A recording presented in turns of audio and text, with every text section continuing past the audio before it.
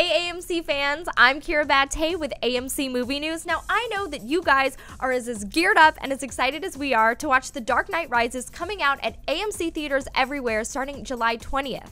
But The Dark Knight Rises is kind of an end of an era because this is going to be the final Batman film Christopher Nolan makes to complete a trilogy.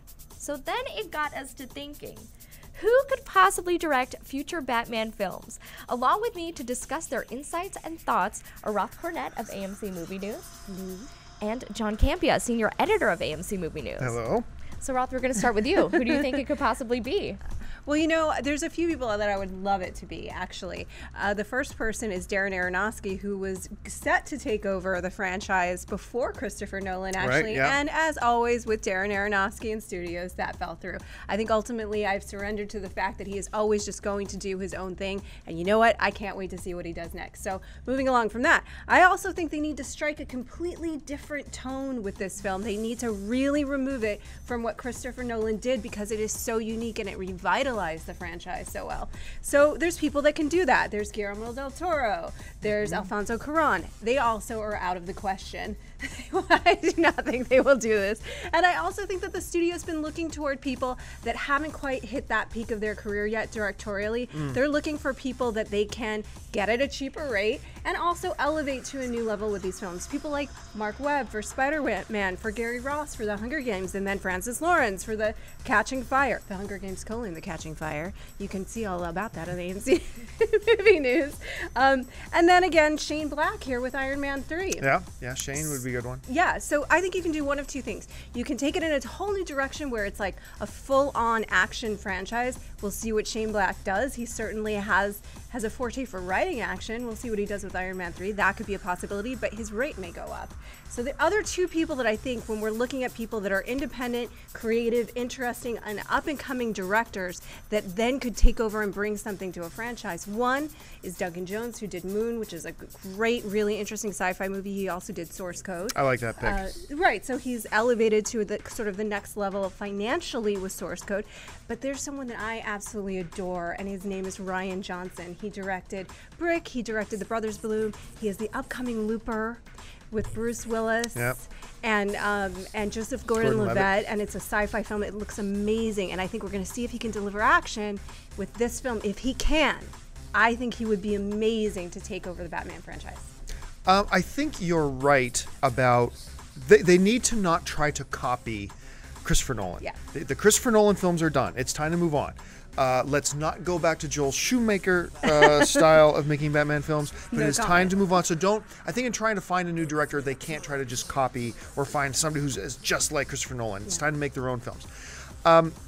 I don't think Warner Brothers as a studio, though, is concerned about budget. I don't think they're as concerned about trying to find a cheaper rate director like, say, Marvel infamously does. Those are all some very interesting picks, but let me tell you the right ones. Here are the right ones. The first guy I would start with looking at, what actually would fit into your list, really, for a lot of the same reasons, is David Slade. Director of Hard Candy, director of 30 Days of Night. A lot of people, unfortunately, right now only think of him in terms of Twilight because that was his biggest financial success.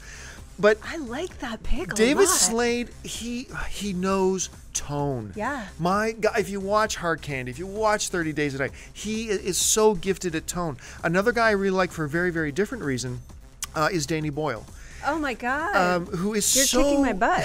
Who is so good at narrative. You know, if you're looking at 127 Hours or Slumdog Millionaire or Sunshine or 28 Days Later, you know, he's got a grasp of great narrative and can do action and stuff like that. I think he'd be a really interesting pick for that.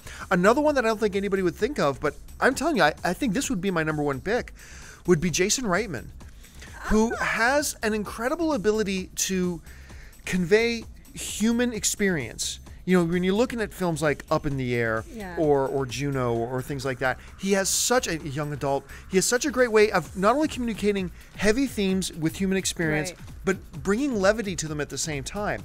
That could be a very interesting approach for Batman post Christopher Nolan to make it a little bit different, a little bit unique. Yeah. But yeah, I mean, I love a lot of your picks.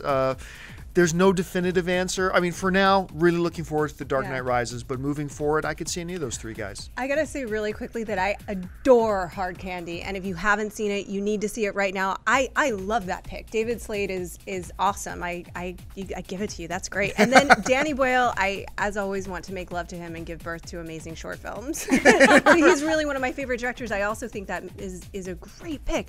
Jason Reitman, I think, like Aronofsky, maybe cannot move away. I love his films, but they are so unique to him, and he's such an auteur. I don't know that he could move away from his own tone to take on a franchise, but it's an interesting pick. But I think that tone would be an interesting one with a new Batman. Yeah. But that's why I picked him.